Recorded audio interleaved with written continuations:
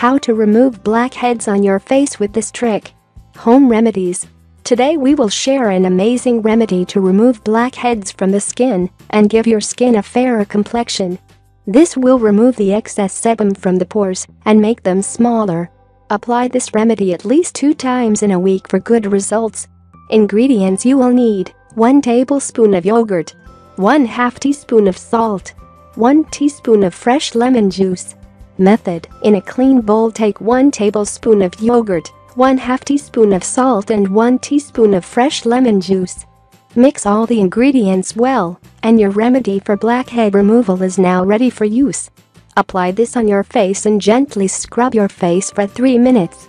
Then leave it for 10 minutes and rinse it off with normal water. Curd or yogurt reduces the dryness of the skin and moisturizes your skin, which makes your skin soft and younger. Lemon is excellent in treating blackheads. It helps to draw excess oil from the skin because it contains vitamin C and citric acids, and these ingredients help to lighten and brighten the skin. Salt acts as a scrubber for our skin, and it also removes bacteria from the skin. If you like the video, give it a thumb up and share it with your friends. If you want more recipes and tips, subscribe to the channel.